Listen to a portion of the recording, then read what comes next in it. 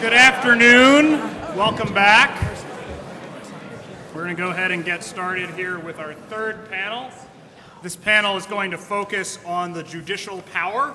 Our moderator for this panel is Judge Ben Beaton, who is a United States District Judge in the Western District of Kentucky. Judge Beaton is a lifelong Kentuckian, a graduate of Centre College and Columbia Law School. He clerked for Judge Raymond, clapping for Columbia. He clerked for Judge Raymond Randolph on the D.C. Circuit and for Justice Ruth Bader Ginsburg. He also worked in private practice before his appointment to the bench in 2020. Joining him on the panel is Professor Gary Lawson, the William Fairfield Warren Distinguished Professor of Law at Boston University Law School. As some of you are doubtless aware, he's on his way to a sunnier location soon, the University of Florida. But in the meantime, he teaches and writes mainly in the areas of administrative law and constitutional law. He's a graduate of Claremont Men's College and Yale Law School, and he clerked for Judge and then Justice Antonin Scalia. We also have Professor John Harrison, the James Madison, not to be confused with James Monroe, the James Madison Distinguished Professor of Law at the University of Virginia. Professor Harrison previously worked at the Department of Justice, including in the OLC during the George H.W. Bush administration. He's a prolific scholar of public and of private law. He's a graduate of UVA and of Yale Law School. We also have Professor Jeannie Gersen, the John H. Watson Professor of Law here at Harvard Law School. Professor Gersen teaches in the areas of constitutional law, family law, and criminal law, all of which are also part of her scholarship, which also includes writing in the New Yorker, including a recent piece about judicial supremacy that many of you may have seen last year that focused on Jonathan Mitchell. Professor Gersen is a graduate of Yale, of Oxford, and of Harvard Law School, and she clerked for Judge Harry Edwards on the D.C. Circuit, as well as Justice David Souter. And last but not least, we have Professor Amanda Tyler. Professor Tyler is the Shannon C. Turner Professor of Law at UC Berkeley. Professor Tyler taught previously at GW. She's a scholar of federal courts, criminal procedure, national security, and civil procedure, which is another way of saying habeas.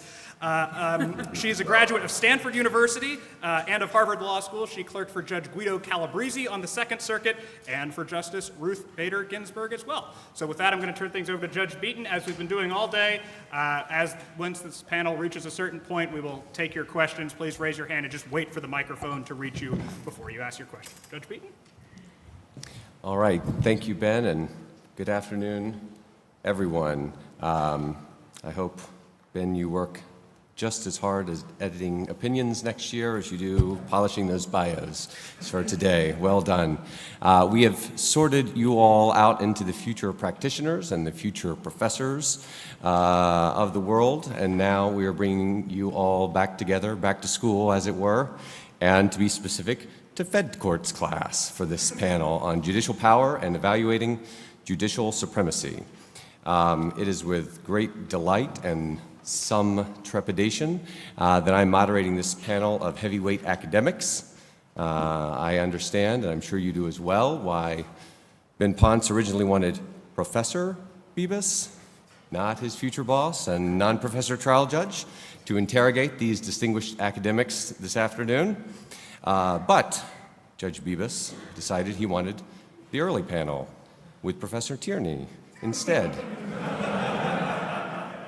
Just the latest iteration of that evergreen reminder that conservatives in particular should be careful when we wish for change.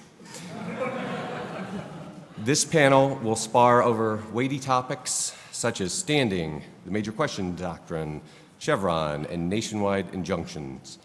Basically all the big public law questions bubbling up through the courts these days. Reading up a bit for this panel reminded me, and perhaps you, Professor Lawson, of how some described preparing for a clerkship interview with Justice Scalia, which was an oral exam on all of law. These subjects are not ones that I teach or write on every day, and yet I'm pretty sure that I'm the only one up here who spent Thursday questioning a poor federal programs lawyer from DOJ and a deputy state attorney general on questions such as state standing, the major questions doctrine, Chevron, and nationwide injunctions. So if you see me taking furious notes, you'll know it's because I'm going back to school as well. And if you students ask a terrific question, Maybe it'll make its way into the Federal Supplemental Reporter later this month. Who knows? So, having begun a panel on judicial supremacy with that note on judicial humility, I hesitate to offer much in the way of a thesis or headline in advance of the panel. This is why good judges won't write the opinion's intro until they finish the analysis.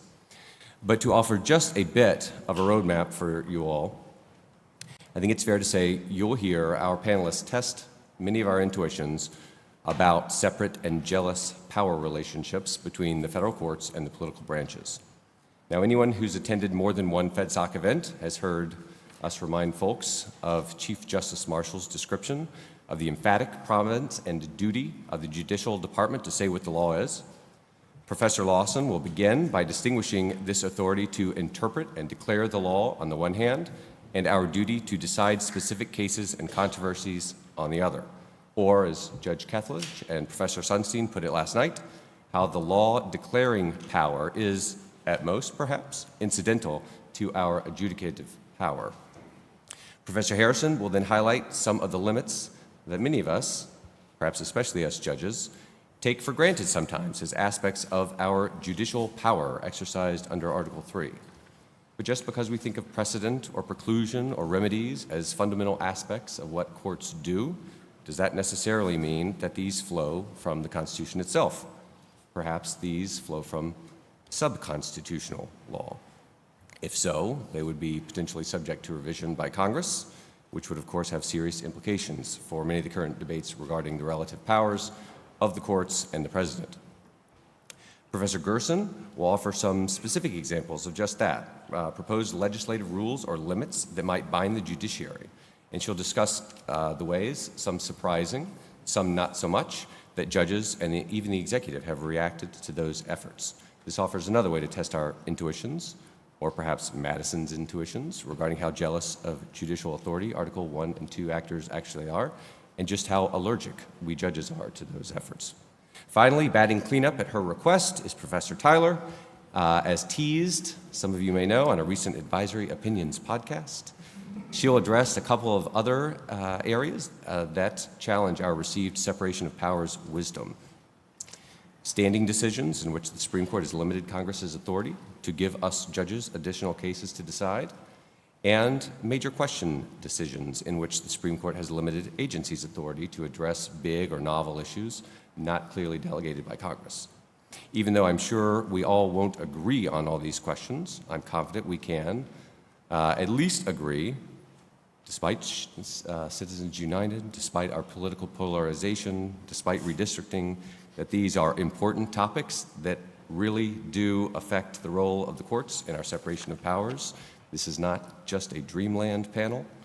And they affect, perhaps much more importantly, our clients, you, our students, and the people who come into our courtrooms. These questions will challenge the understanding of separation of powers many of us had when we first read, say, the Federalist Papers, or Alexander Bickel, or A Matter of Interpretation, and certainly what Ernie Young and I saw when we first watched Schoolhouse Rock in elementary school. And with that, I'll hand it over to you, Professor Lawson.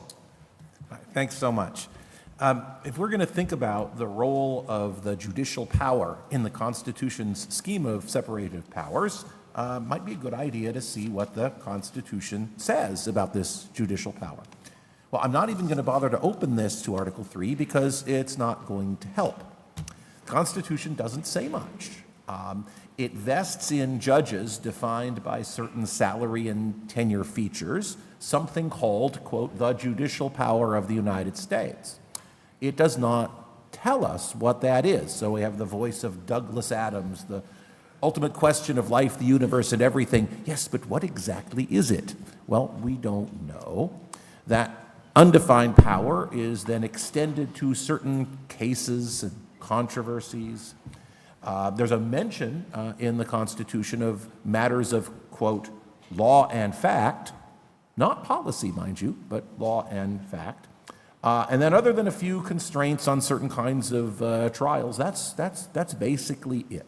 It's a very, very sparse account of what one of the three functions of government is. Is that because, It was so well understood what the judicial power was that there was no point. Well, that has already been handled on the prior panel by Judge Sugarman, who absolutely correctly pointed out, no, it was a relatively novel idea for almost all of Anglo-American legal history. The judicial power wasn't a power at all. It was an aspect of executive power. If you're thinking about John Locke, Locke identified three powers of government: legislative, executive, federative, right? The foreign affairs power. No, judicial power is not part of that. It's not until 1701 that judges in England have any kind of tenure at all, and that's only during good behavior during the life of the monarch who appointed them. It's not until 1760, a quarter century before the Constitution, that there's anything remotely resembling tenure during good behavior for English judges. So it's not like there's this long tradition of the judicial power being this distinctive aspect of a governmental scheme. Nonetheless, by the time we get to 1788, we have people in the United States, like James Madison, talking about judicial power as just self-evidently one of the, quote, three great provinces of government power. Nothing more needs to be said. And then my favorite from John Adams talking about separated powers. Now we're talking legislative, executive, judicial, a very non-Lockean trio. But that particular account, quote, have an unalterable foundation in nature. So we've gone from nowhere at all to unalterable foundation in nature in a remarkably short period of time. And then when Congress starts legislating for the courts in 1789 and the ensuing year, it's talking about things like writs agreeable to the principles and usages of law, the ordinary rules of processes, the forms of proof and evidence, quote, as of actions at common law, or in the case of admiralty, according to the course of the civil law. So yeah, everybody kind of knew what this stuff was, and at one level they did. Judicial power was the sort of stuff that courts just did as a matter of course. But if we have to have a one-line definition, best one I found comes from James Wilson, and interestingly, it's almost identical to what Justice Campbell said earlier today. Wilson said the judicial authority consists in applying, according to the principles of right and justice, the Constitution and laws to facts and transactions in cases in which the manner or principles of this application are disputed by the parties interested in them. Fine. What do we do with that? Well, it turns out, again, this entire conference has been designed to set things up for me because Judge Kethledge, Friday night, nailed this perfectly, even using the language I wanted to use, the language of principles and incidents. It made my heart sing when I heard that last night. Of the Wilsonian formulation, where you've got applying the Constitution and laws as part one, to cases disputed by the parties as part two, which of those is the principal feature and which of those is the incident? Is the principal aspect of judicial power resolving disputes, and it just so happens that one perfectly good way to resolve disputes is to figure out the applicable law and facts and then apply it? Or is the principal feature the determination of law and fact, and it just so happens that the resolution of cases is the vehicle for it, as opposed, say, to a judge waking up some morning thinking, I got a really cool idea about Section 3 of the 14th Amendment. Isn't that great? Now, you've got to have a vehicle for it. And it turns out this is an important distinction. And last night, Judge Kethledge cited Chief Justice John Marshall for that first account, where the case-deciding power is principal and the law declaration function is incidental or secondary. But if we were at Yale instead of here, they would be invoking an even higher authority than Chief Justice John Marshall. That is Yale Professor Owen Fiss. And 40 years ago, 4 decades ago, Professor Fiss had a very different account of what is principle and what is incident. A couple of passages from him. This is from the late 70s, mid-1980s. The function of the judge is not to resolve disputes, but to give the proper meaning to our public values, right? Not dispute resolution, it's law declaration, or actually I should say Yale law declaration. Secondly, the judge's job, quote, is not to maximize the ends of private parties, nor simply to secure the peace, but to explicate and give force to the values embodied in authoritative texts, such as the Constitution and statutes, to interpret those values, and wait for it, to bring reality into accord with them. Okay. Now, I actually think that Professor Fiss's account is an empirically accurate description of the views, not only of a substantial percentage of the American professoriate, but probably a non-trivial percentage of judges as well. He wasn't just making this stuff up. So in the 3 minutes I have left, see if I can solve this. Okay. Marshall beats Fiss. And the reason why Marshall beats Fiss is not just because Marshall beats Fiss, but because there's something fundamentally wrong about one thing Professor Fiss said. Judges don't exist merely to resolve disputes. There's nothing mere about resolving disputes. The whole reason why you have courts, the whole reason why the judicial function, never mind the power, the function exists in the first place, is precisely so that duels remain musicals or episodes of Firefly and not routine, ordinary means of settling matters. That's why they exist in the first place, right? And once you see the dispute resolution function of courts as their raison d'etre, as the principal thing, and everything else, including law declaration, fact ascertainment, and yes, if necessary, policy judgment, all of those are simply incidents, aspects of things you need to do in order to carry out your principal function. All right, what does any of that have to do with any of the topics for today's panel? Well, let me just throw two possible implications out there. The first is what is sometimes badly called nationwide or universal injunctions. I don't like the formulation.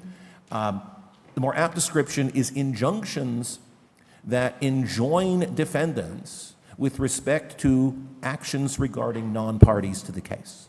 Party A sues, and the judge says, okay, you're enjoined with respect to Party A, and oh, by the way, with everybody else too.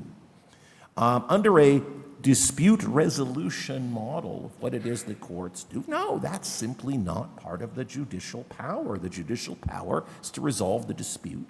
And the reasons why it is that the judge resolves that dispute, they're interesting, they're useful. It's helpful for judges to issue press releases along with their judgments. But what they're doing is issuing a judgment, and the judgment extends only as far as the parties to the case, because that's all the court is deciding.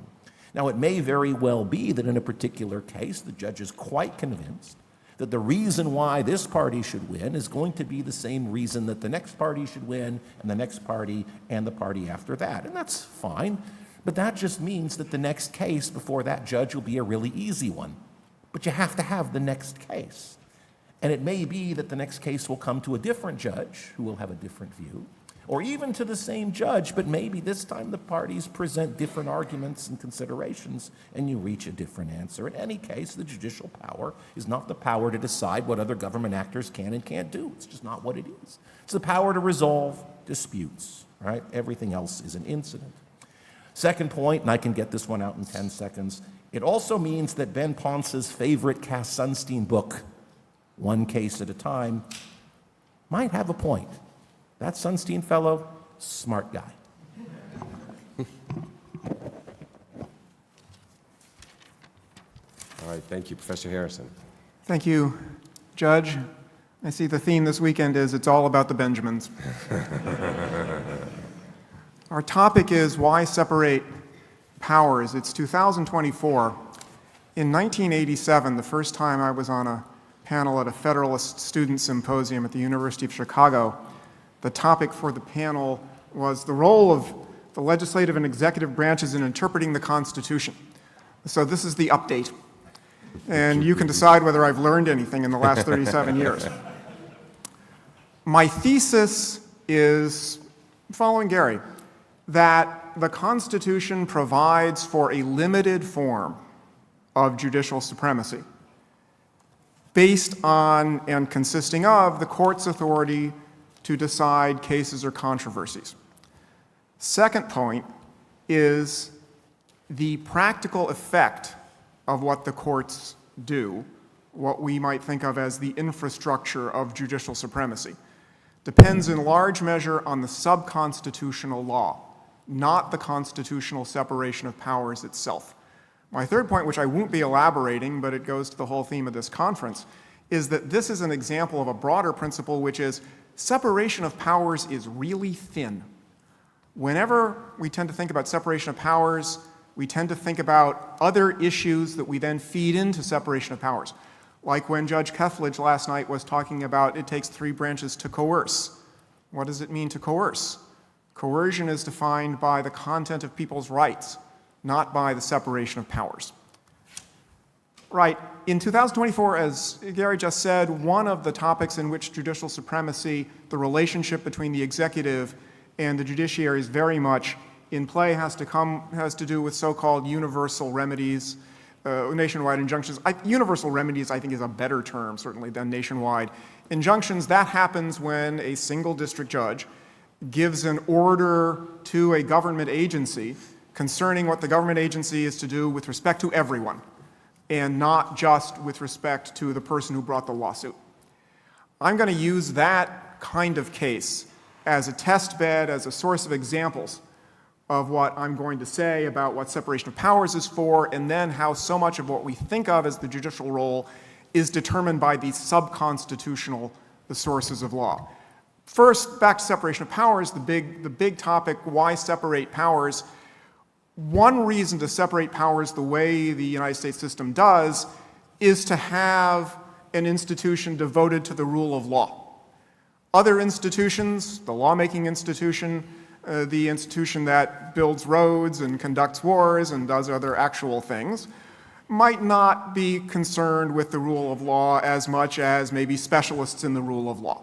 So having specialists in the rule of law, giving them some kind of finality, some kind of supremacy, is a way of ensuring the rule of law. Now, of course, well, everybody's human. Nobody can really be trusted, including Article III judges. Sorry, Judge. And there is therefore the next question, well, if there's going to be a rule of law institution, what is going to keep those people in their lane of doing law and not just running the country?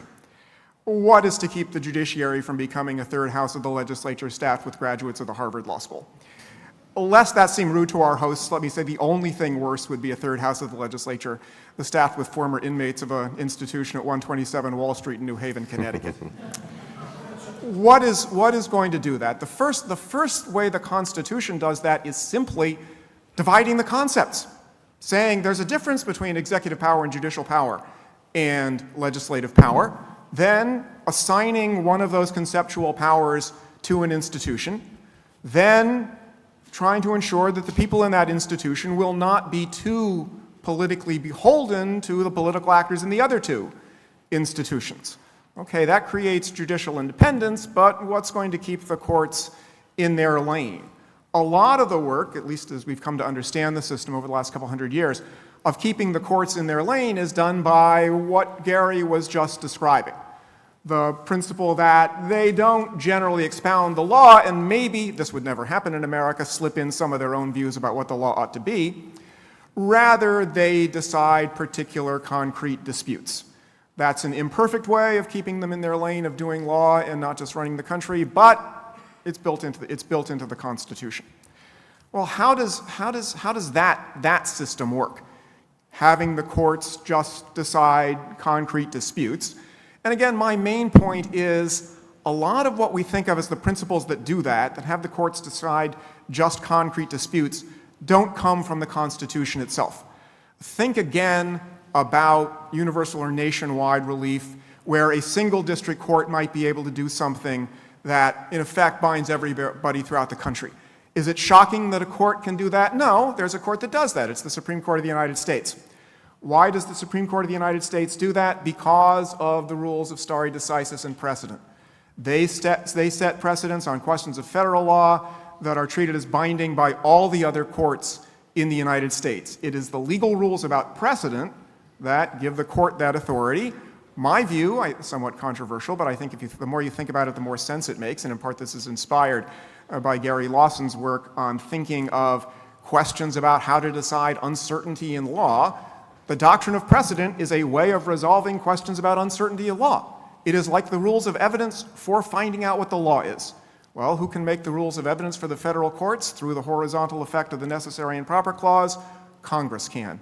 My view is Congress can alter within the limits of a reasonable rule of stare decisis the rules of stare decisis used by the federal courts, and therefore could say that the first district judge that reaches a question having to do with the legality of what a federal agency is doing would set a precedent that would bind all other courts. I think that would be fine. Let me hasten to say, since there's an ongoing dispute about whether Congress has done anything like that in the Administrative Procedure Act, my answer is they haven't. But my point here is they could.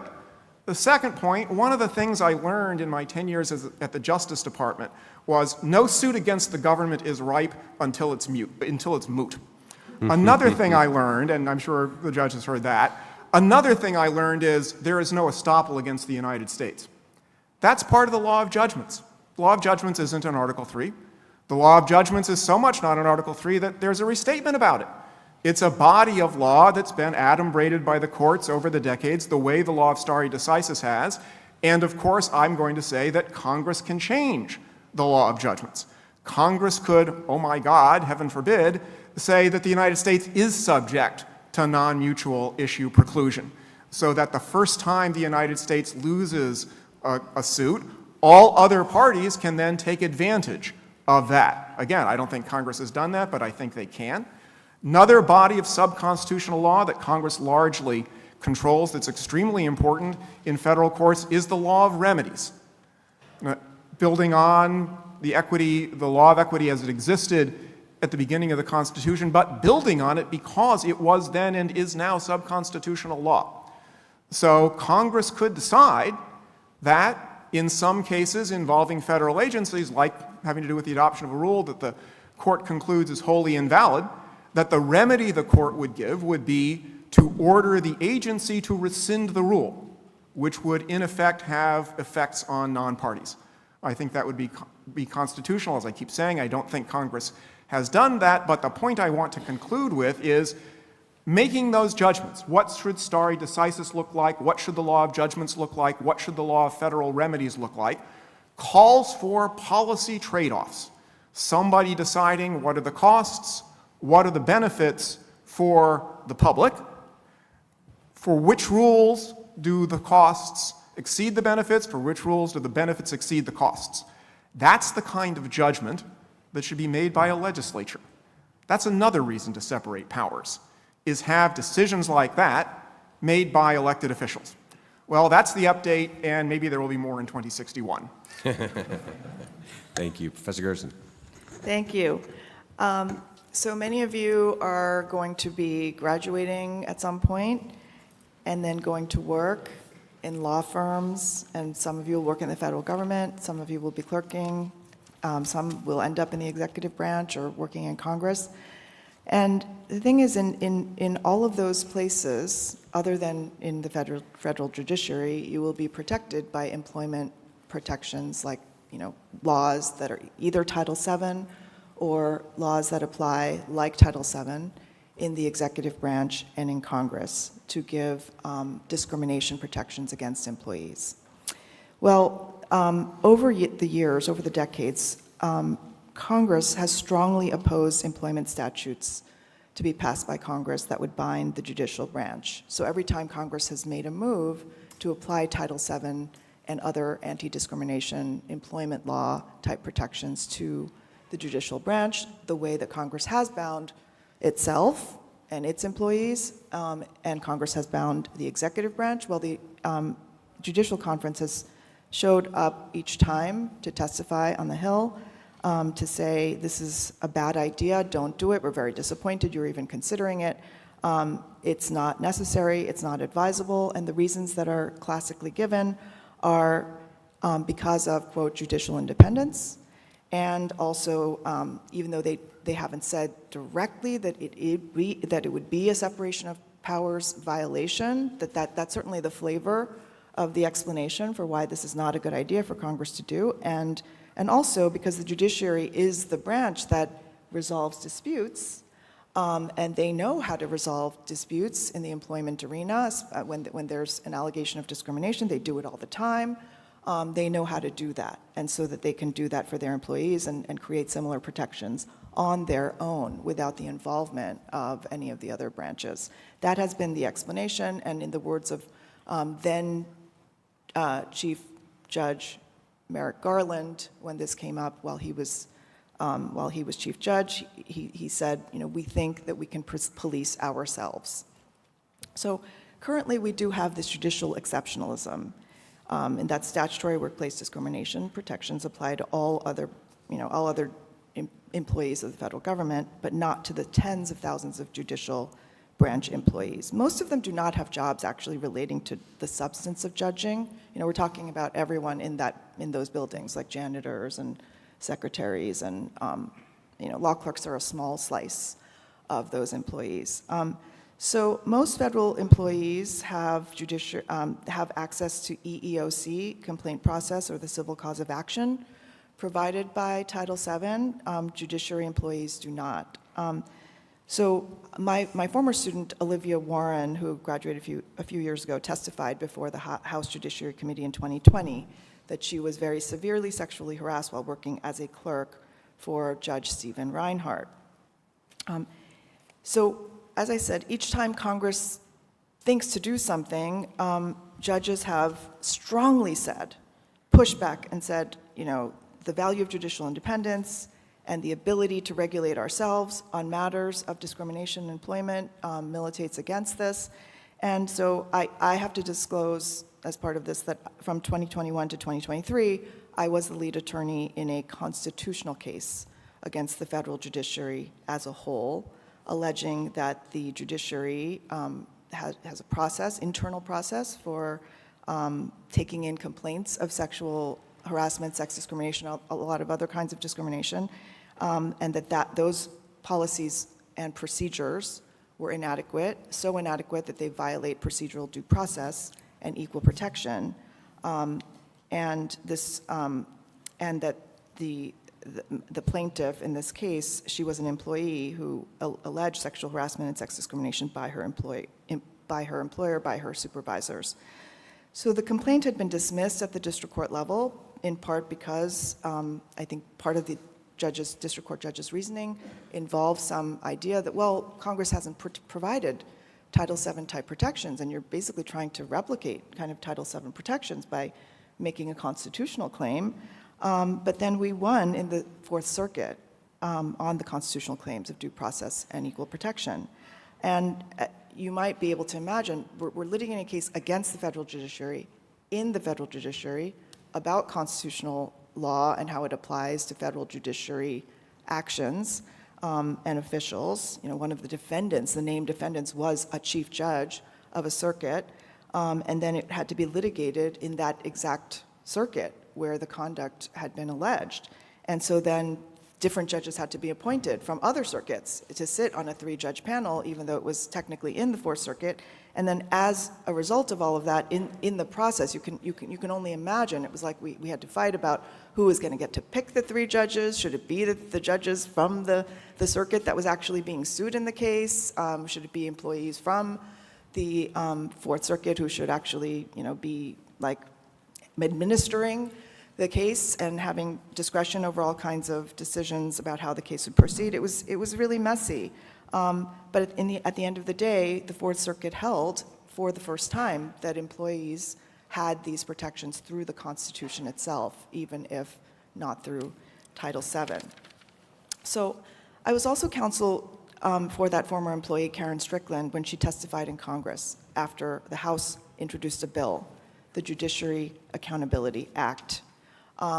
And that bill would provide workplace discrimination protections. It would use the frameworks of Title VII and other employment laws and apply them to the federal judiciary. It would create an independent process for reporting, address complaints through an outside commission on judicial integrity whose members are not federal judicial employees, because part of the problem, of course, is that like the very people you are accusing, and that was true in the case that I litigated, that the person she was accusing was a decider in the case that she then reported internally to the judiciary. So that is, that's one of the things it tries to address, and of course it would create a cause of action in court. As expected, the Judicial Conference was very opposed to it and sent judges to the Hill to that hearing and saying that it would interfere with the judiciary's internal governance and impose intrusive requirements on the judiciary.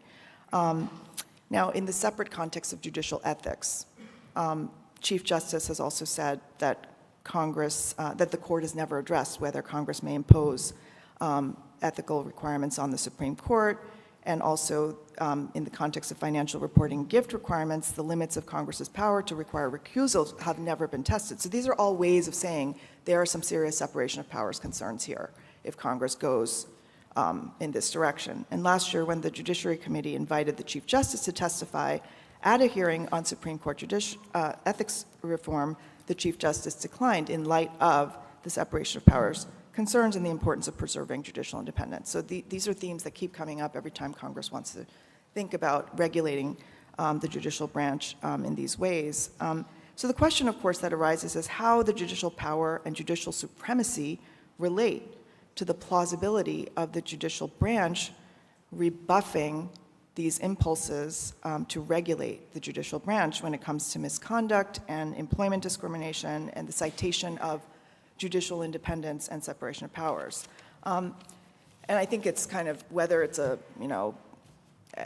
no matter what, the party of the president that appointed the judge, there is kind of this understanding that judicial independence may be threatened by such a move.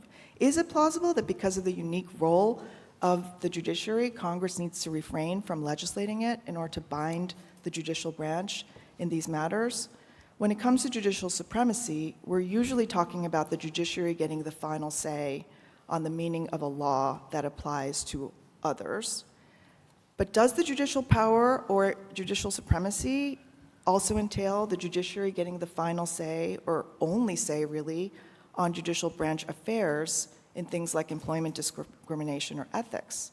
And is that say that these judicial branch affairs are entirely unregulable by other branches, that only the judicial branch can regulate these matters internal to itself?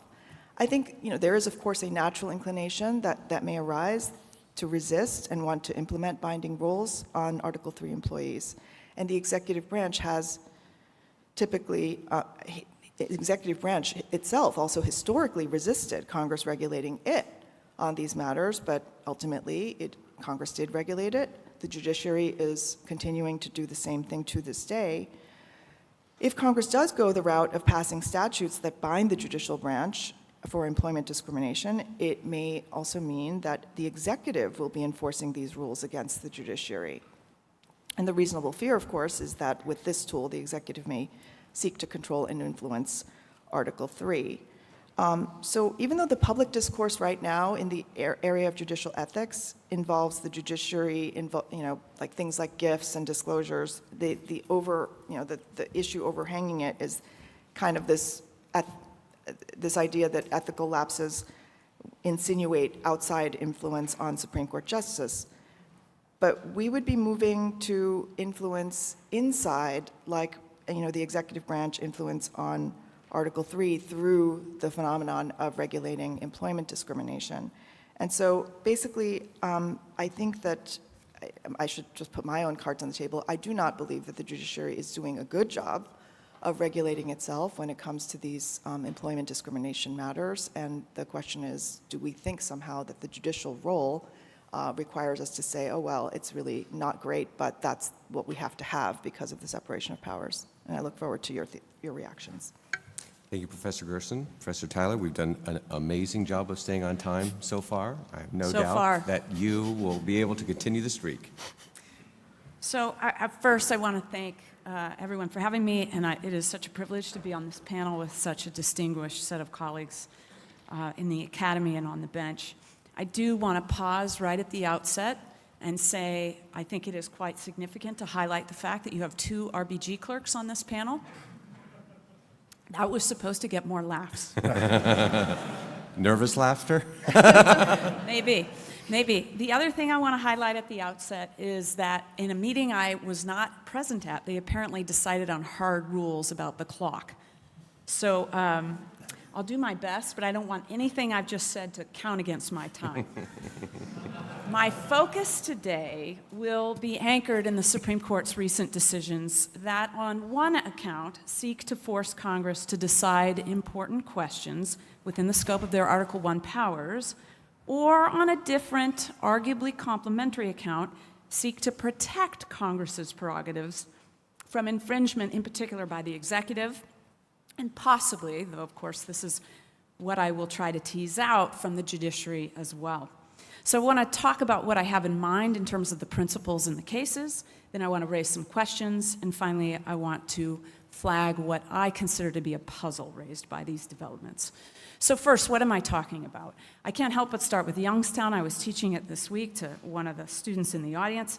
As we all know, Truman seized the steel mills at the height of the Korean War, saying that they were about to go on strike and this would be disastrous for the war effort, and particularly for the manufacture of munitions.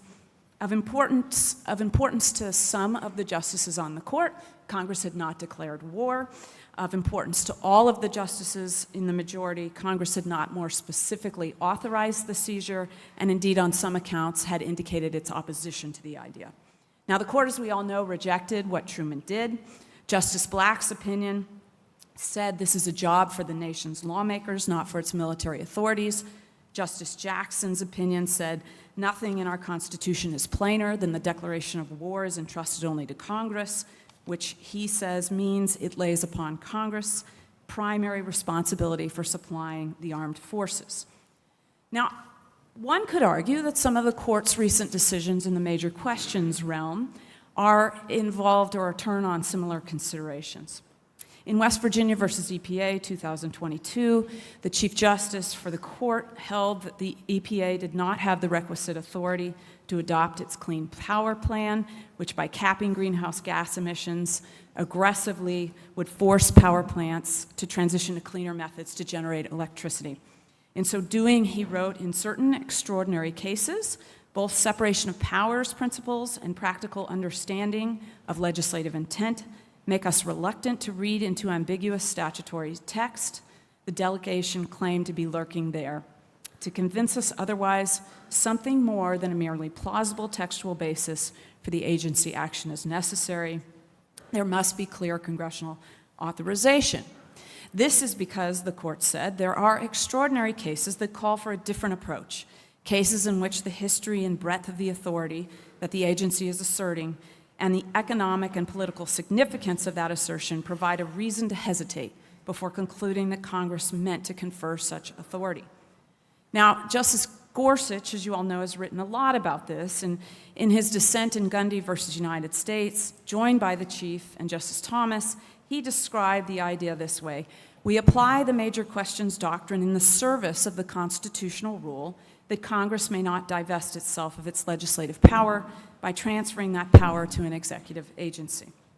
Another example that may arise this term is, we'll wait and see what the court does with respect to the Chevron doctrine in the Loper-Bright and Relentless cases. On one account in these cases, the court is, as I said, prodding Congress to stop passing the buck.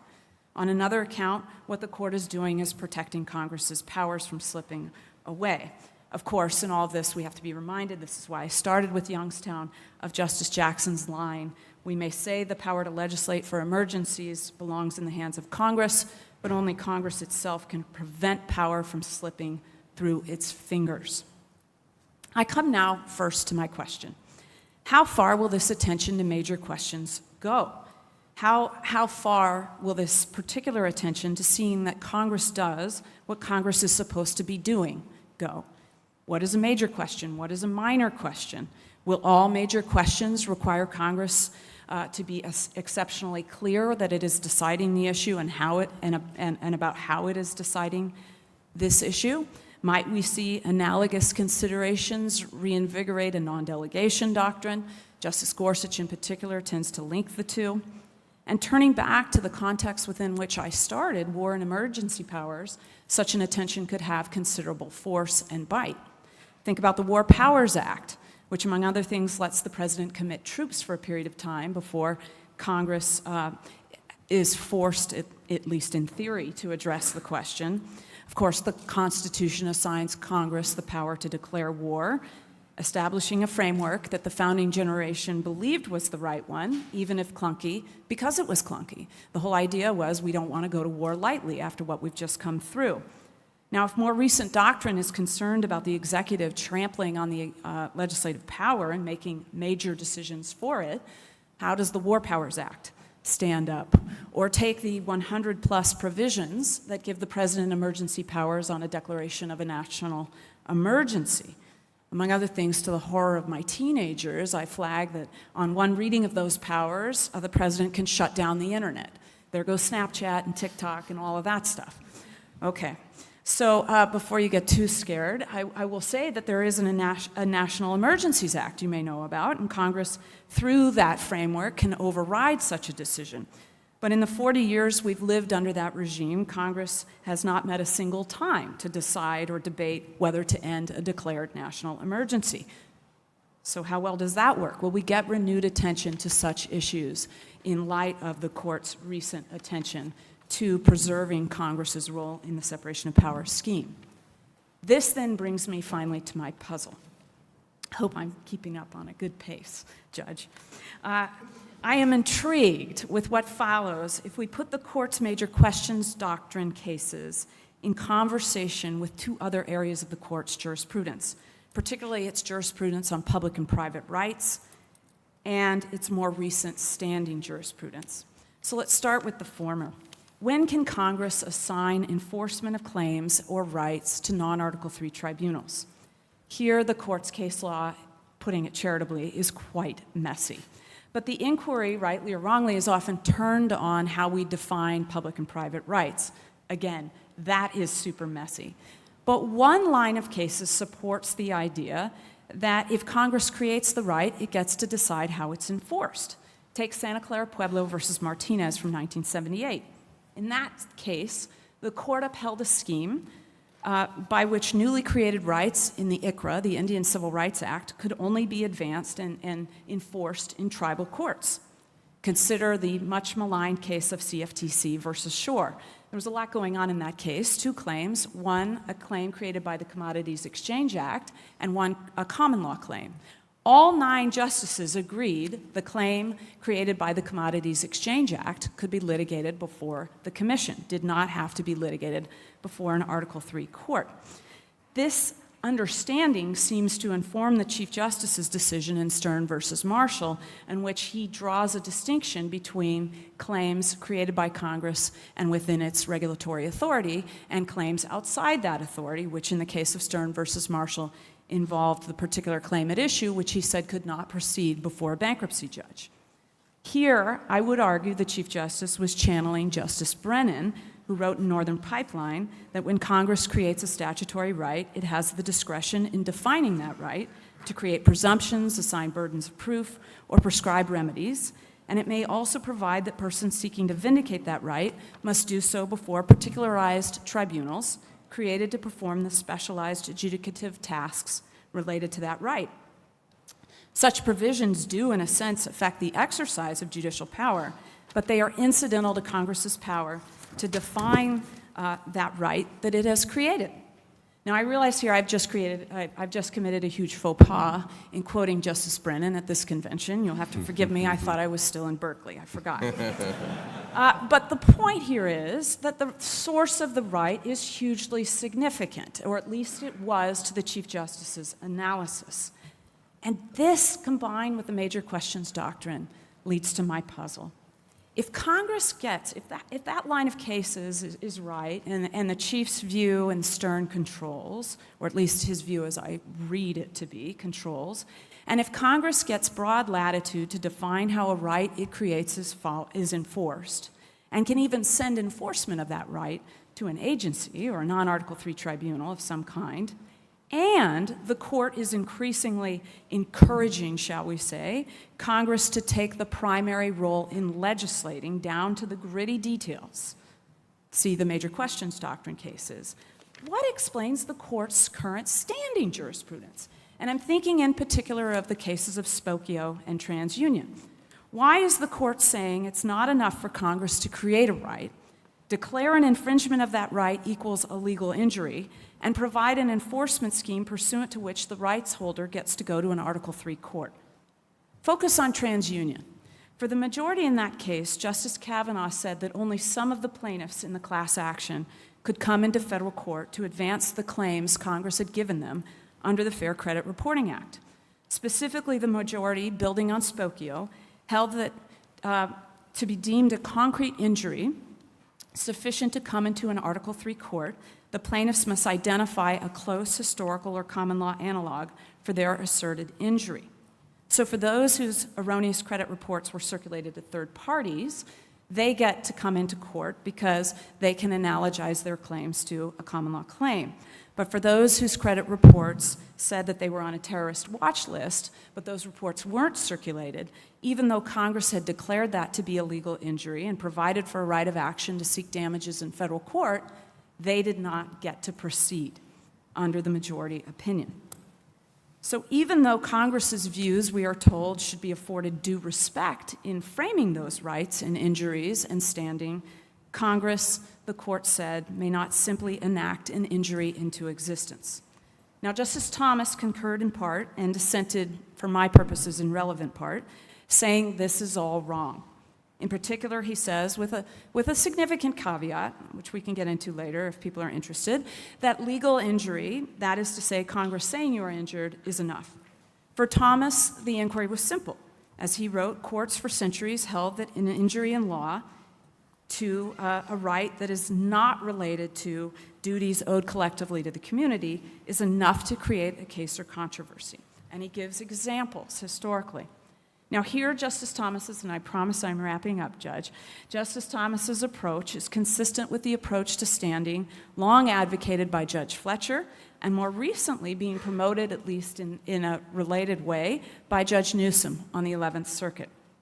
Judge Fletcher, in The Structure of Standing, a famous article published in the Yale Law Journal in 1988, wrote that if a duty is statutory, Congress should have essentially unlimited power to define the class of persons entitled to enforce that duty. For congressional power to create the duty should include the power to define those who have standing to enforce it. More recently, Judge Newsom said, an Article III case exists whenever the plaintiff has a cause of action. It's really quite simple in his view. Now, this has long struck me as the right approach to standing, but that's not the point. My point is this, regardless of whether you agree with me, it is hard to understand why this approach doesn't control in the standing jurisprudence in light of the major questions doctrine cases and the court's recent, or not so recent, but long-standing approach to public and private rights and non-Article III tribunals. Let me put it this way to conclude. If the court purports to be protecting Congress's prerogatives and or wanting to force Congress to do its job, there is a forceful argument to be made that the court should respect Congress's decisions when it does just that. Thank you. Thank you, and well done. I told you we were going to cover a lot of law in a relatively short period of time. Let's see how some of these streams flow together, perhaps. Here's a hypo for the panel. Let's imagine that the Gersen-Harrison presidential ticket, we won't say the Harrison-Tyler ticket, we won't tempt fate in that way. The Gersen-Harrison ticket wins the presidency and sweeps a maximalist, power-wielding Congress into office. Should we judges expect a code of decision-making rules, deference doctrines, race to courthouse presidential rules, subpoenas for court records? This may sound extreme, but then again, a lot of the post-Nixon era legislation regulating the presidency seemed extremely extreme to the likes of Donald Rumsfeld and Dick Cheney. Put another way, we've heard a lot today about the consequences of a quote-unquote do-nothing Congress and its effect on the separation of powers, specifically as between agencies and courts. But I wonder if the separation of powers would really be healthier if some of these latent line-drawing questions that we've all been teasing out for years, really, in law review articles and panels like this, were actually litigated in courts and Congress, because Congress enacted laws that would be seen by some as intruding on the prerogative of judges. In other words, could legislative efforts to pursue, to push back on judicial supremacy actually make things worse, not better, for the critics of courts? Go ahead. Well, so I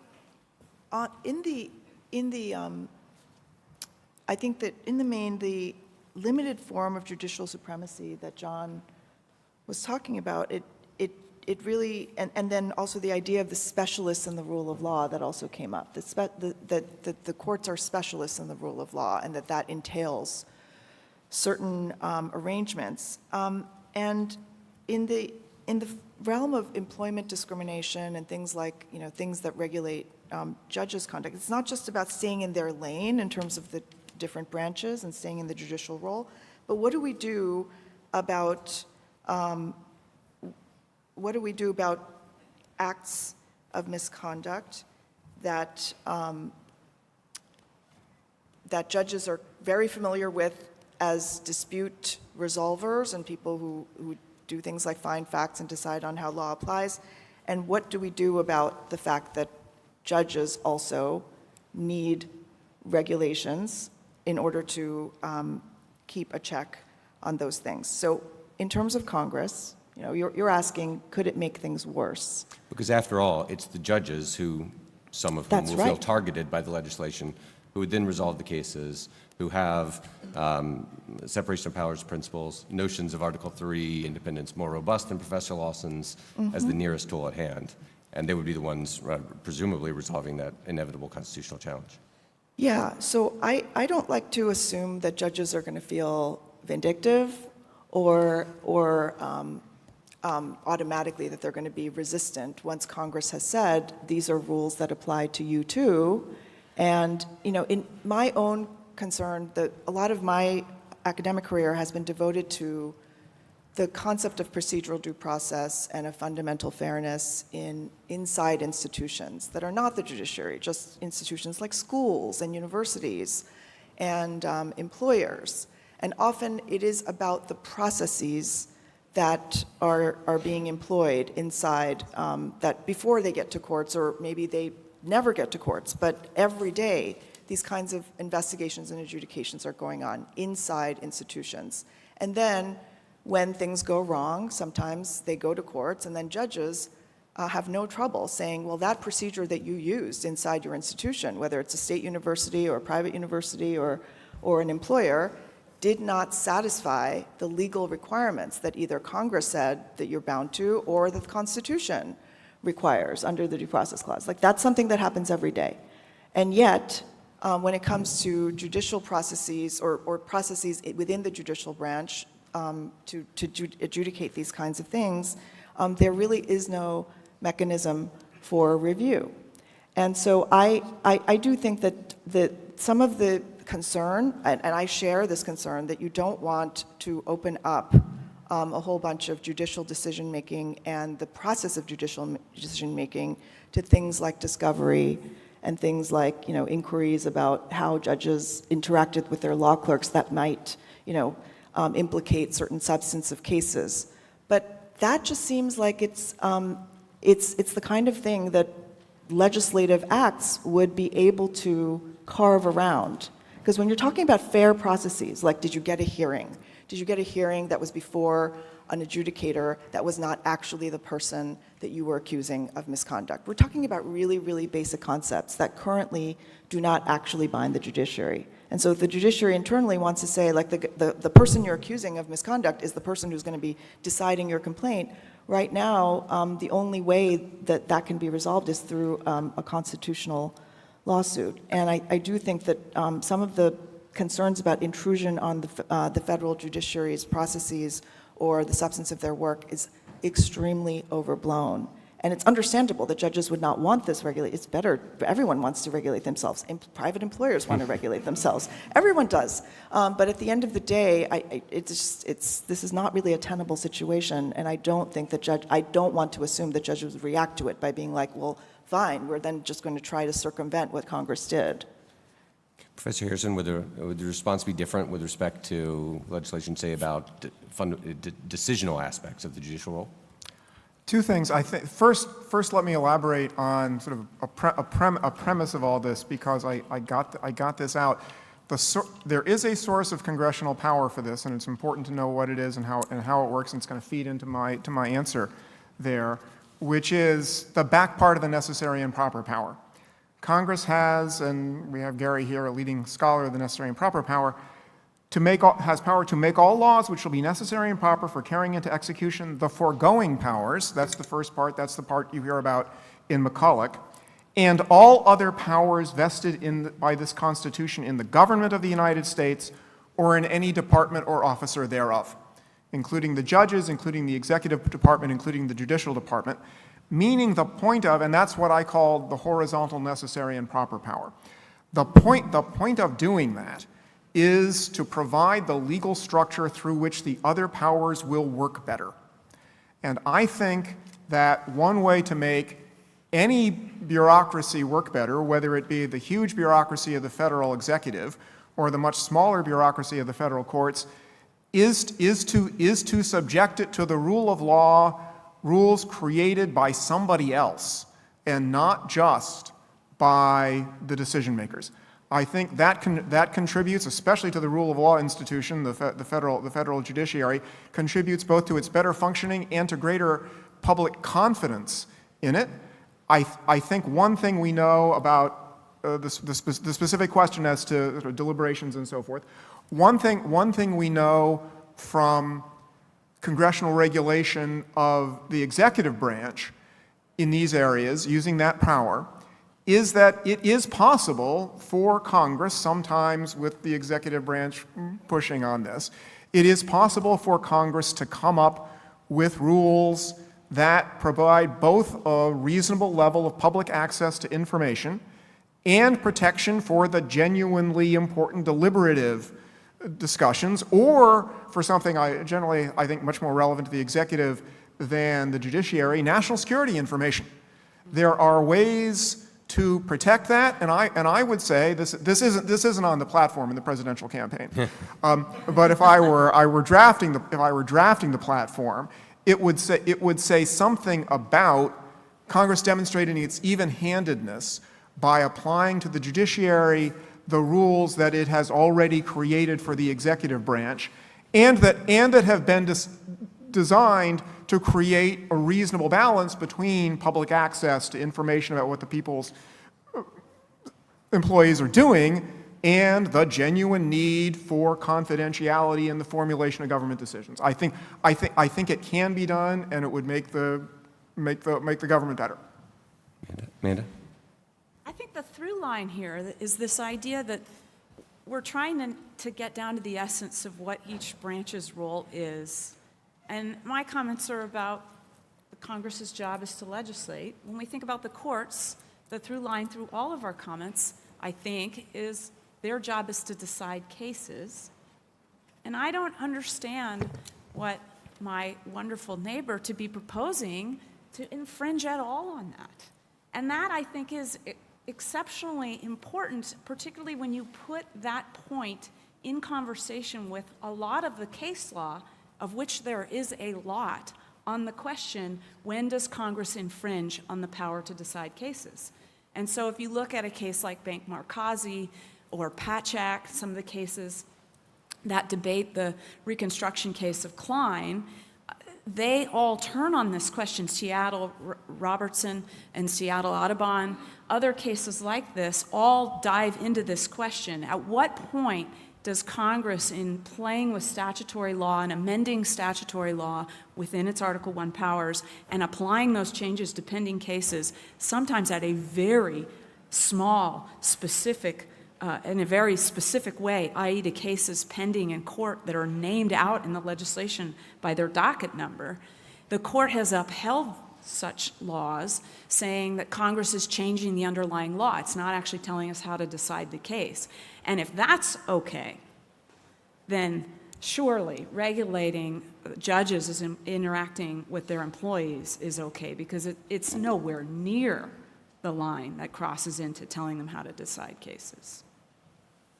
May I want to recruit what Professor Tyler just said for the fundamental point that separation of powers is a lot thinner than you think. An enormous amount of the work, for example, in a case like Klein, in cases like Stern against Marshall, CFTC against Shore, is done by the question, what is the extent of Congress's power to control private rights, to decide what the substance of the law is going to be? Seattle Audubon, is Congress trying to decide a case, or is Congress changing the, was it the Forest Service? Yeah. Or is Congress changing the Spotted rules that the owls. Forest Service operates? Youngstown Sheet and Tube. The limit, the line between the legislative power and the executive power in Youngstown is drawn by the fact that the legislative power can change private rights and the executive power on its own can't. The substance of the lines routinely comes from the content of the law, from the content of people's rights. Well, I'm just going to throw one thing in there. One thing on which John and I have disagreed for a long time, actually it's two things, but they're closely related. I actually think separation of powers is thicker than John does, and maybe thicker than he thinks I think it is. And as a consequence of that, I think Congress's power under the necessary and proper clause is smaller than John thinks it is, because those laws for other departments have to be both necessary and proper and for carrying into execution the foregoing powers. Now, a lot of my writing has been on the necessary and proper part, but the for carrying into execution part is as or more important. They can pass laws to help other governmental actors along in their tasks. Doesn't mean they can have power to pass laws to screw them over. Those are not necessarily laws for carrying into execution those other powers. And I think a lot of that, as well as the necessary and proper aspect, is constrained by what I think is a lot of content packed into those undefined words, legislative, executive, and judicial. My point in my talk was, this is all kind of a new thing. There's not a lot of history behind it, but you have to take the Constitution as it is. And by the time you get to 1788, you have a document that obviously orients its entire structure around this division of legislative, executive, judicial, which you got people like John Adams saying, in the nature, unalterable nature of things. And that may have been a preposterous pretension, but the Constitution as a document obviously believes that because it structured the entire thing around it.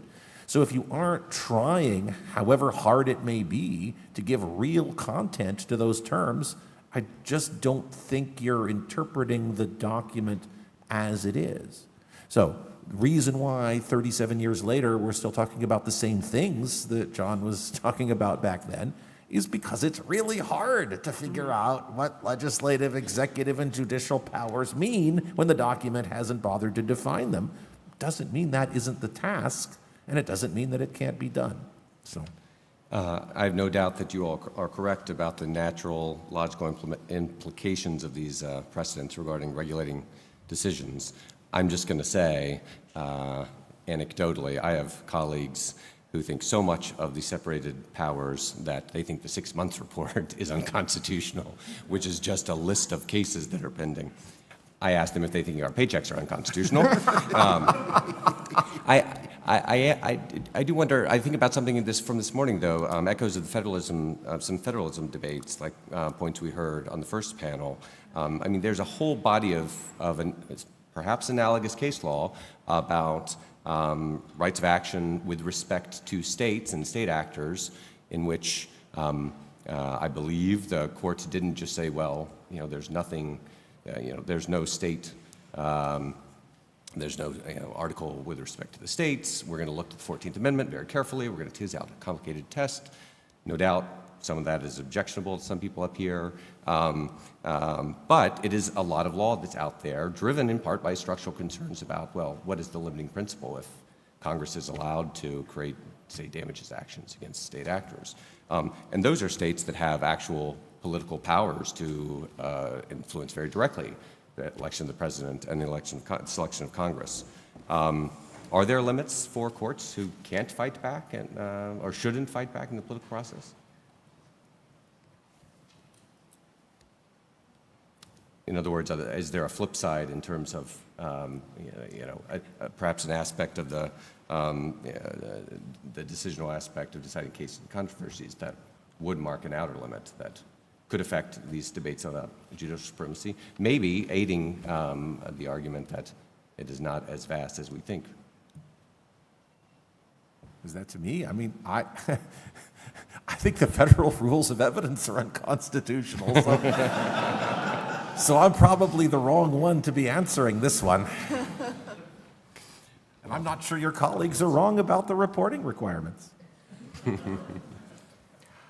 Let me say about that frequently it's the case that, especially when you're dealing with the bureaucracy, that rules about how the bureaucracy is going to run will, to some extent, impose burdens. They will also have benefits. Here's an example, and if Gary doesn't like the federal rules of evidence, he's really not going to like this. Suppose Congress decides to enact a statute saying presidential pardons must be reduced to writing. That imposes burdens on the pardon power. The pardon power comes straight out of the Constitution, but Congress has the horizontal necessary and proper power. Having pardons in writing does, in fact, because it creates a record that makes it easier to determine whether there's been a pardon, does make the pardon power more efficacious. But there's a burden that comes along with that, which is the burden of having to create the writing. Well, there's a plus and there's a minus. It seems to me, as I said, that that's what legislatures do, is that, and including situations where they are both advancing and burdening the functions of another independent, as we say, branch of government, they are trading off those costs and benefits. Should we go to audience questions? Raise your hand. Ben, I think we'll bring a microphone to you.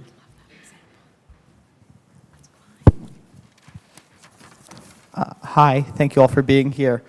So I wanted to ask a quick question because it's not something that I hear brought up very often in the context of judicial supremacy. But how should the exceptions clause and jurisdiction stripping play into our understanding of judicial supremacy? Oh, an easy question. Significantly? And would anyone like to elaborate? Well, I mean, I'm on record on that one, so it's not any great news. I think the exceptions clause means nothing like what most people think it means. It's a way in which Congress can move around cases between the Supreme Court's original and appellate jurisdiction. In other words, the actual holding of Marbury versus Madison was actually wrong. The Constitution's allocation of original jurisdiction is not fixed in time. The whole point of the exceptions clause is to allow Congress to take some things that might have been original jurisdiction and make them appellate jurisdiction and vice versa. It's not a way of taking cases that the Constitution already allocates to the federal judiciary and saying, oh no, you can't hear them. I don't think Congress has that power at all. But you have to have the context here. Back in 1984, when then Judge Scalia interviewed me, he wasn't asking me about law at all. It's because Judge Bork, who I'd been a student of in law school, told him not to hire me because I was bat guano crazy. This is true. And so what he was trying to figure out is just how much guano there was. And he may have gotten that one wrong. So anything I say, you want to take in the context of Judge Bork thought he was out of his mind, even to interview me, much less to hire me. Other questions?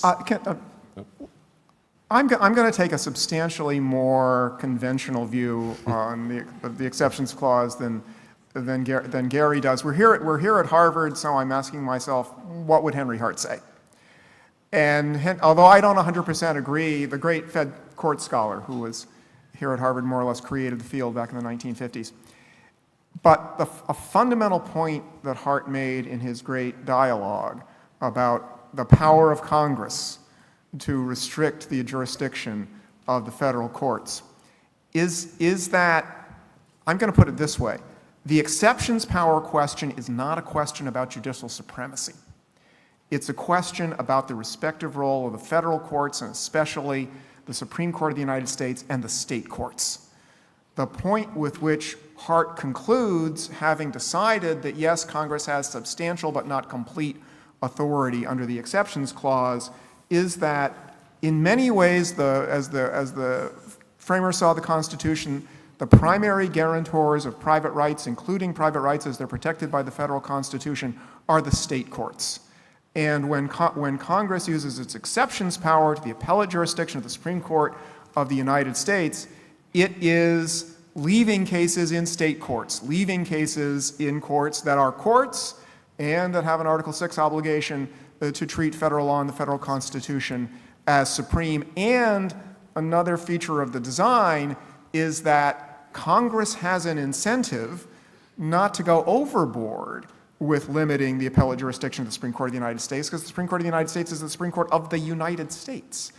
It is a national level institution and spent its first 50 years reminding everybody that it was a national level institution, often telling the state courts that they were under enforcing the federal law.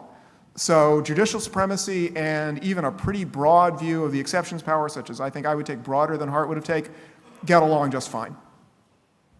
In the back? Yes, thank you.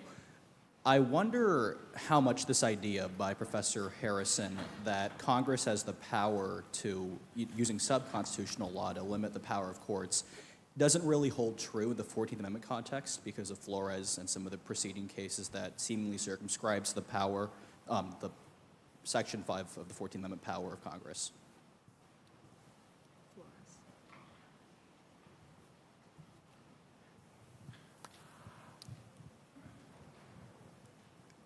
I don't think that what the court has done. I'm sorry, I didn't hear the question perfectly, I'm afraid. But I don't think that the views that the court has taken of the Section 5 power have much of an effect on Congress's horizontal necessary and proper power, and that's the primary source of its authority to deal with the kinds of sub-constitutional law about the operation of the federal courts that I was talking about. Other hands? Right here?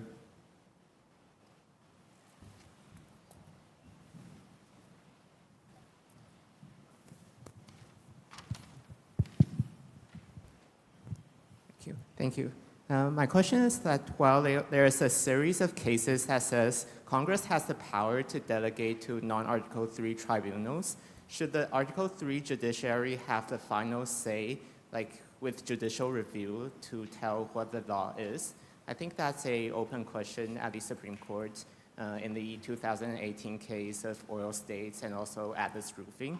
So I wonder, like, what's your take on whether judicial review is always required for non-Article 3 adjudication?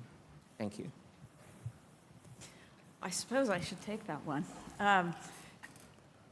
You know, it's interesting when you teach these materials, I start with Kroll, and it says it's a a private rights case, but I think that's the wrong way to read it from a modern lens. I think it's a public rights case in which you're dealing with a dispute between two individuals that is governed by a cause of action that's created under the Article I regulatory powers. I think the way the court frames the Article III essentials, I think it calls them the essential attributes in that case, is a good way to think about these problems, even though the terminology it uses we've updated considerably and we've evolved in our thinking about these issues. But the idea is basically that we need to make sure as a first order matter, and an Article III court is the right forum to do this, that Congress is acting within its Article I powers. And if it's not, then it can't, for example, regulate state law and a state common law claim. Part of putting that claim in a non-Article III tribunal is effectively regulating that claim, regulating in part the content of that claim and how it's enforced. And that's problematic. That's Stern versus Marshall. And the idea is that you need an Article III court, in that case, the Supreme Court, saying, no, Congress is acting beyond its powers. And again, that's why I think that's a really important complementary idea to thinking about standing. If Congress is operating within the proper sphere of its authority and it creates this cause of action and it defines it as a legal injury and provides for damages, I don't understand how this infringes on any other branch of government to say that they can go into Article III, that is to say someone who can claim the protection of that scheme and enforce it. But that involves the court as in its essential role, making sure that Congress is not acting beyond its authority, and making sure, for example, the more discrete question in Kroll is whether, for example, the claim in question actually was assigned to the agency, whether there are relevant facts that go to the jurisdiction of the agency. We need to make sure that the agency is acting within its delegated sphere of authority, and that too is an essential question for an Article III court to answer. Yeah, and I will just add, speaking not for the cases, but for Lawson's guanoized view of the Constitution, the answer is it depends on what the tribunal is deciding. Recognize that a non-Article III tribunal is, for constitutional purposes, an executive agency, because obviously it's not Congress, and obviously it's not an Article III court, because we've just said it isn't, so the only thing left is an executive agency. And if that's true, what it won't be able to do on its own is deprive somebody of life, liberty, or property. Might very well be able to adjudicate benefits claims on its own without Article III review. That would be entirely up to Congress. But if it's depriving people of life, liberty, or property, I don't think you can do that without an Article III tribunal. I think we have one question, I was told, to my far left.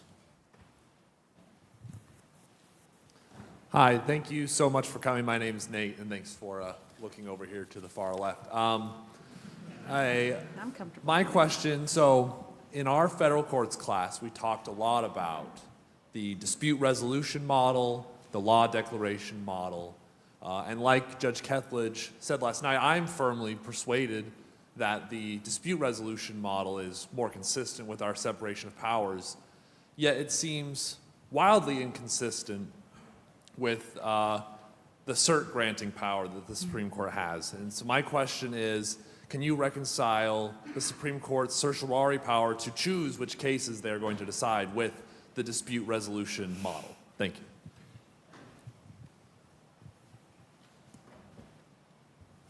Well, since I usually find everything unconstitutional, it'll be interesting. I actually don't have a problem with that.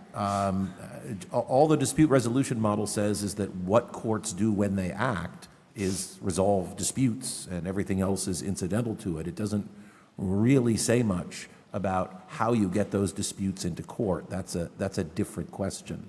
So I'm not scandalized by certiorari jurisdiction. I don't know if anyone else is. I wouldn't say, I've never been really scandalized by it, but it certainly is, it's a real question. Thank you so much for raising it. And I wonder how all of us on this panel and you would react to, those of us who clerked know that there are norms that we're supposed to follow, that clerks are supposed to follow in recommending whether the Supreme Court will take a case, and it's kind of like, codified in like Supreme Court handbook, clerk handbooks and things like that. And those have become kind of quasi sources of law.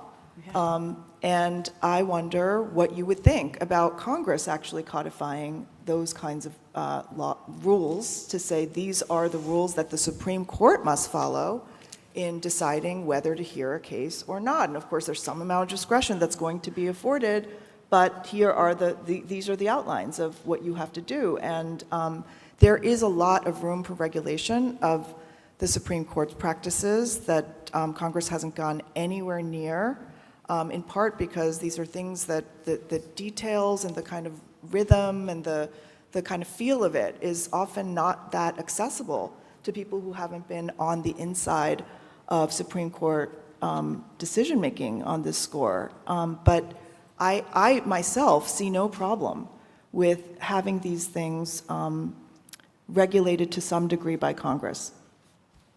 It seems to me an extreme example of the Sunsteinian model of one case at a time, and coupled with Professor Lawson's, maybe you have a press release for your decision, maybe you don't.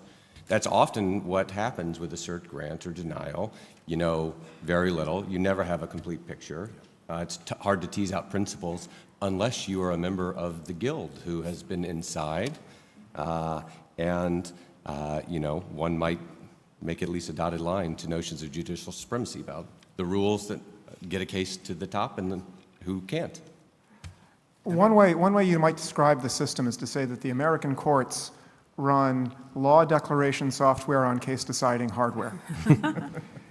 And a lot of the principles that decide, functionally speaking, how much is the system law declaration and how much is the system case decision depend on, guess what, subconstitutional law. Like Congress's decision to give the court certiorari jurisdiction, with which I have no problem, and to give them substantial discretion in deciding which cases to take. I wanted to add, sorry. I was just going to say, students should know that this whole notion of the court having complete control over its docket is a relatively modern thing. Yeah, that's what I was right? Go ahead. About 100 years old. I was going to add to that, and what's super interesting, and this brings in all that Jeannie was telling us about, is that the court members lobbied aggressively for certiorari jurisdiction. They wanted discretion. And what I always find particularly amusing when you go back and you look at that testimony is that one of the justices said, if you give us total discretion, we're still going to decide at least 500 cases a term. They were buried under their mandatory their mandatory jurisdiction. Yeah. May I can't resist asking these law professors a question to wrap up that's on a different plane. This has been a very doctrinal, very technical panel, and I'm sure you all have learned a lot. But judicial supremacy to perhaps most law students means something a little different, a little more gestalt today. It's by many measures under scrutiny. Notions of judicial supremacy are under scrutiny by students and professors in ways not seen since perhaps the critical legal studies movement birthed here at HLS, which, if you're not up on it, I would commend Professor Gersen's wonderful little film, The Crits. Thank you. I came to it doing some digging after reading a very provocative article last week or 2 weeks ago in the New York Times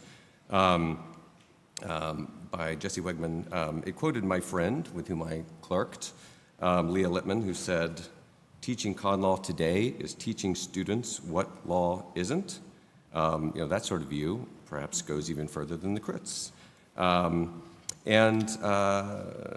Oddly, there is in the premise of that observation this notion that the law is something and isn't. It's intelligible, ascertainable, which, as Professor Mortensen mentioned earlier today, is at odds with where sort of a good law student exam answer might have been when I was in law school, which is how far can you go with this test? If you take some text and it'll write and you get to a good outcome, that could be a really good exam answer. And so I'm just curious what you all think about these notions of judicial supremacy as they're playing out in the legal academy, in the lives of students, the minds of students today. Is this just sort of a different register of the same debates about separation of powers, or is there something different today? I would say it's the same debates in a different register. I would definitely be in that camp. I'll tell you one anecdote. I mean, right after Dobbs came down, this is an anecdote that I'm telling you because my colleague Janet Halley, I'm sure, would give me permission to say it. A student came to her and was sobbing and in tears and was just felt like her belief in the judicial system had been shattered by the decision. And Janet looked at her and said, I understand, but for 50 years, people felt equally bad as you're feeling right now on the other side.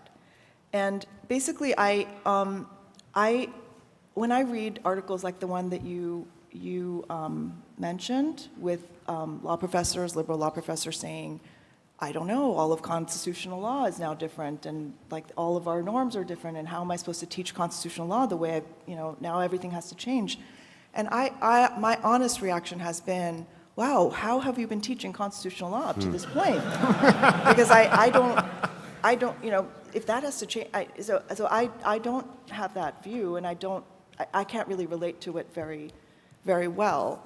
But yeah, I just, when people are impatient these days, I think that there's going to be we have to think in terms of 50 years at a time, and not in terms of like overnight everything's changed. And I think that that's one of the things maybe possibly about this generation that's harder for them to take on board. And if courts are just case deciders, there's not a whole lot for them to be supreme about. You only have the worries about judicial supremacy if you view them as law declarers and see their pronouncements as countermanding anything that anybody else in the system wants to say. I mean, I think that's fundamentally wrong. I think it's always been fundamentally wrong. It's not, by the way, what Marbury versus Madison was about. Marbury was about whether Congress and the president conclusively bound the courts, not vice versa, not whether the courts could conclusively bind Congress and the president.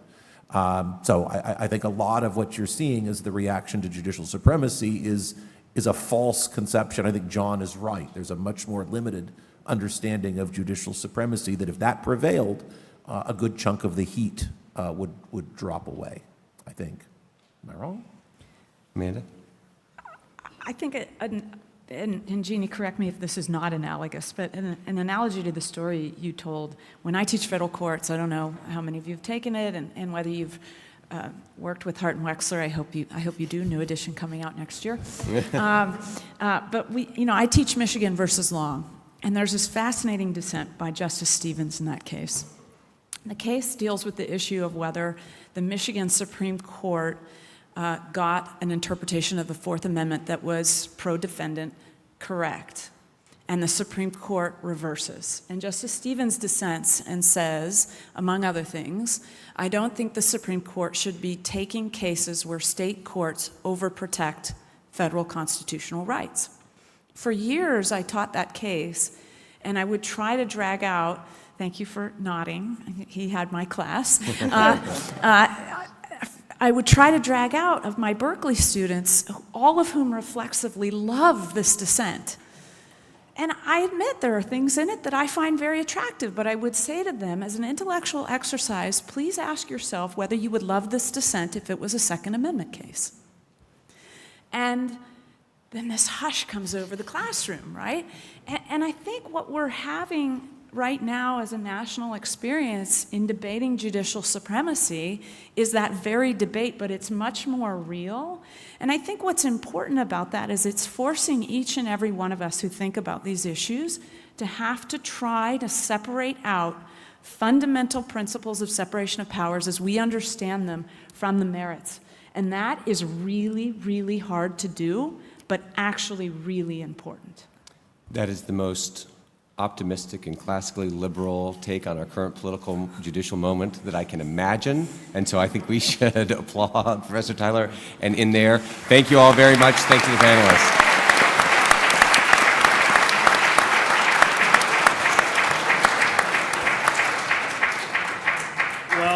We have one more panel to go. It will begin in about 20 minutes, around 4:15, so please enjoy a break. Feel free to step outside or step downstairs, but don't miss this last panel right back in this location. Join me in thanking our panel once more.